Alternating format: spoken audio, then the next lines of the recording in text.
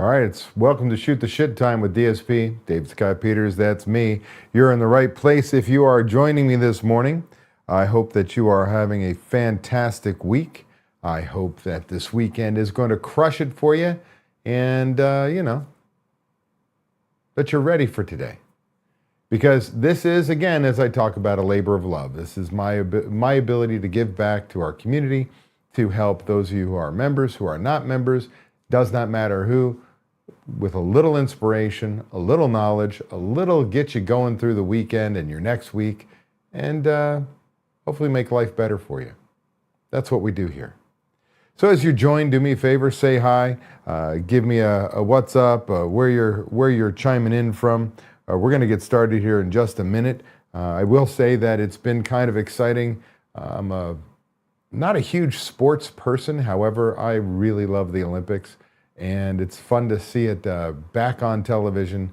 The Winter Olympics are certainly interesting. Summer games, those are things we all could do. Heck, when my sport, rowing, is a summer game, I could, if it was a dream to become an Olympian. Didn't make that happen, obviously. But with that said, there are sports we could all kind of do. Man, you get to Winter Olympics, these people want to kill themselves. You know, going down head first on a slide at 80 miles an hour, like crazy shit, flipping in the air on skis, and just pretty amazing stuff. And the last couple of days have been pretty cool. The women's hockey team has won the gold medal. The men are on the way to the gold medal round. Lou won individual event for women in figure skating. We got curlers going deep. Fun stuff, man. I just enjoy it very much.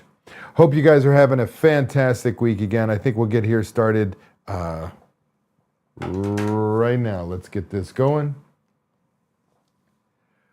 Welcome to Shoot the Shit with DSP. STS with DSP happens every Friday at 8 a.m. Pacific Time, 11 a.m. Eastern Time, live on YouTube, travel schedule permitting. We're going to invest about 30 minutes out of your day to get pumped about the upcoming weekend, get excited about crushing your goals, and finding the motivation to be the best you possible. Plus, I'll answer your burning questions. I'm Dave Scott Peters, creator of the Restaurant Prosperity Formula, and your coach. And before we go any deeper, make sure that you are logged into your YouTube account or your Google account, synonymously the same thing, so you can participate in the chat. At the end, when I'm finished, I'll answer your questions, if there are any. Here we go. Let me ask you something. If I took your P&L away from your accountant and put it in your hands, would you know what story it's telling you? Or would you stare at it like it was written in another language? Here's the problem. Most restaurant pros read their P&L like accountants, line by line, detail by detail, and they miss the entire point. Today, I'm going to show you how to read your P&L like a coach, because a coach doesn't look at paperwork. A coach looks for leverage. Your P&L is not a tax document. It's not something you review out of obligation. It's not a history lesson. It's a scorecard. And a scorecard tells you three things. One, are we winning? Two, why are we winning? Three, where are we bleeding? If you can't answer those three questions in under 5 minutes, you're overcomplicating it. Now, let's clear something up. You don't need to be obsessed over perfect formatting, minor GL coding details, depreciation categories, or a $60 variance in office supplies. That's bookkeeping. You're not trying to close your books. You're trying to control the business. If you're spending 45 minutes analyzing postage, you're avoiding the real levers. So let's talk about the levers. Everybody says, watch your prime cost. Cool. That's like saying, watch your weight. Okay, but what are we actually measuring? If all you're looking at is one big prime cost percentage, you're guessing. You've got to break it down. Food, bottled beer, draft beer, wine, liquor, merchandise, labor, hourly, and management broken down by position. Because here's the truth. Your total prime cost can look, well, fine when it's one big category. And the reality is, you could have one category bleeding you out. Food might look under control, but draft beer is pouring heavy. Liquor could be 3% high because transfers aren't being reconciled. Labor might look acceptable overall, but management payroll is bloated, while hourly labor is stretched thin. When you separate categories, you stop reacting to one scary number and start diagnosing behavior. And that's the key. Prime cost is not a math problem, it's a behavior problem. If food cost is high, it's rarely just inflation. It's portioning, waste, theft, inconsistency. So instead of staring at a P&L and hoping it explains itself, a coach pulls the daily controls, no sale report, transfer report, comp report. And not just once a month, by shift. Because problems don't happen monthly. They happen on a Tuesday night when nobody's paying attention. If your bartender is closing with a manager card and no oversight, and you're not reviewing comps, voids, transfers, and no sales by shift, you're not managing, you're trusting. And trust without inspection is how margins disappear. But here's the distinction. You don't accuse, you tighten. You make it known we are reviewing these reports every shift. That alone changes behavior. Now let's bring in the waste tracker and the key item tracker you hear me talk about all the time. Let's say the key item tracker shows a variance on chicken breast. Theoretical says, well, you should have used 200 portions. Or I should say, you should have 200 portions left. That's what we should still have on the shelf. Actually, the actual column says 170. There's 30 missing. That gap has to be explained. So you check the waste tracker. If the waste tracker wasn't logged, that's a discipline issue. Then you check transfers, comp, no sales, right? Whatever reports we need to look at. If one shift spikes in any of these categories, now you know where to look. That's not hunting, that's leadership. Restaurants don't lose money because food or labor is high. They lose money because basic controls aren't checked consistently. Prime cost problems don't start on the P&L. They start when managers stop reviewing the reports that prevent problems weekly by shift, relentlessly. And once you understand that prime cost is behavior driven, you start looking at the rest of your P&L the same way. Because prime cost isn't the only line that reveals leadership. Let's talk about comps and discounts. Most restaurant pros glance at this line and move on. Huge mistake. This line tells you whether your team is discounting to buy tips, whether managers are avoiding conflict by comping mistakes instead of coaching standards, whether theft is hiding in plain sight. If this percentage is creeping up monthly, literally month over month, you don't have a marketing issue. You have a leadership issue. Now let's move on to something that sneaks up quietly. Merchant fees. Your merchant rate might stay the same. Say it's 3%. But merchant fees are a percentage of sales. So when your prices go up, like when you raise your menu prices, the dollars paid in fees go up. If you're doing $100,000 in sales at 3%, you're paying $3,000. Raise menu prices 5%, same guest count, same volume. Now you're at $105,000 in sales. 3% of that is $3,150. That's a 5% increase in merchant fee dollars, even though nothing's wrong.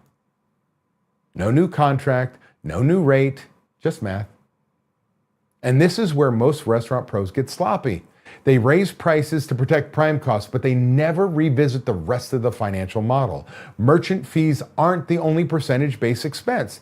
Things like online ordering commissions are percentage-based. Third-party delivery fees are percentage-based. Marketing is percentage-based. Certain insurance structures, and the list goes on. When sales move, those move. So if you raise prices and don't adjust your budget targets, your P&L will look off. You feel like your margins are slipping. but nothing is broken. You just didn't update the plan. The budget, which you hear me talk about all the time, isn't static. It's a living financial plan. It's your proactive plan for the future. If pricing changes, the budget changes. If wages shift, the targets shift. A coach updates the game plan. They don't react emotionally to the scorecard. Now let's talk about paper goods and janitorial. These are death by 1,000 cut categories.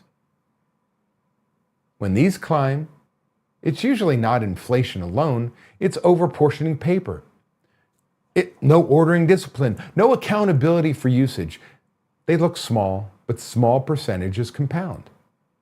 Then there's occupancy. Occupancy is fixed in most cases. You can't manage it down month to month, but you better know what percentages of sales it represents. Because if sales drop and occupancy stays consistent, your margins get squeezed faster. That's where marginal management becomes the equalizer. Most restaurant pros think in total dollars. Coaches think in marginal dollars. Think about it this way. If your prime cost is 55%, right? So for every dollar comes in, you use 55 cents in people and product to deliver that product. Your contribution margin before fixed costs is 45 cents. Every dollar comes in, you have 45 cents. That's what's available after the people and the product. That means every additional dollar in sales produces 45 cents to help you cover all your fixed costs and profit. When sales rise, most of that incremental revenue drops towards the bottom line because we've already covered our fixed costs. So now there's 45 cents to every dollar because I've already covered my rent. I've already covered utilities and so on. When sales fall, however, the losses hit profit harder than expected because fixed costs don't move. So instead of panicking about total sales, ask, what happens to the next dollar? That's control. That's clarity. That's leadership. And one more thing. Stop looking at dollars first. Look at percentages. If food costs is 32% this month and 31% year to date, that tells a story. If labor costs is 29% this month, but 27% year to date, that tells a story.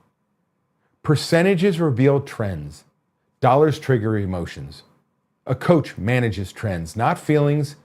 So here are the 5-minute coaching method. 1, look at sales versus last month and last year. 2, look at prime cost by category. 3, look at comps and discounts as a percentage. 4, look at merchant fees and other percentage-based expenses. 5, look at paper and janitorial. 6, look at occupancy as a percentage of sales. And 7, compare current month percentages to year-to-date percentages. 7 checkpoints, 5 minutes. Then you know exactly where to dig. If you don't understand your P&L, your managers won't either. And if your managers don't understand it, they can't help you win. The goal is not to become an accountant. The goal is to become dangerous with numbers. Because when you understand prime cost by category, operational drivers, percentage-based expense movement, marginal contribution, and trends over time, you stop reacting, you start leading. And that's how a restaurant pro reads a P&L like a coach. That concludes my portion of STS with DSP. We're going to see if we've got any questions coming in here. Those of you who are joining me, make sure that you are logged into your Google account so you can participate in the chat. I've got a group of you on here right now, and I've got no good mornings. I've got no questions. Now is your time. What do we have out there? Do we have a P&L question? Do we have you sleeping at the wheel? Do you have a good weekend coming up? Do me a favor, drop it in the chat. I am here for you. Now, there is about a 15-20 second delay, so I'm trying to buy a little time to give you time to type in the question, hit return, have it all catch up because you're not hearing my voice for about 15, 20 seconds. Do we have nothing? No questions? No good mornings? Quiet group today. Normally we are on fire with chats.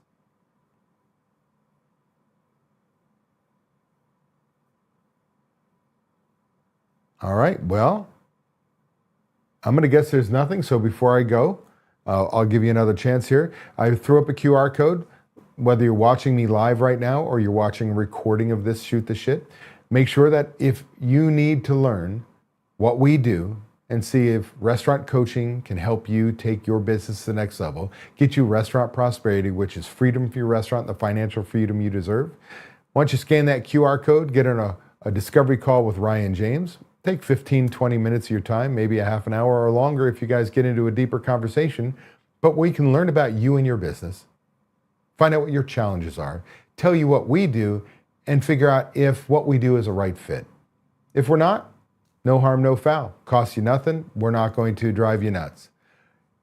But maybe it is something that can help you change your world. We'd love to be a part of it. Just double checking here. Those of you who are on and watching, you are quiet as hell. There are no questions. Well, I am going to leave that as you've got nothing, you need nothing more today. We look forward to seeing you, let's see here, I think in 2 weeks. I'm just going to double check that I believe this week or next week there is no Shoot the Shit. Sorry while I go to my calendar. I should know this going into it. Yeah, next Friday, I've actually got a rowing camp and a race this weekend, so I will be busy with that.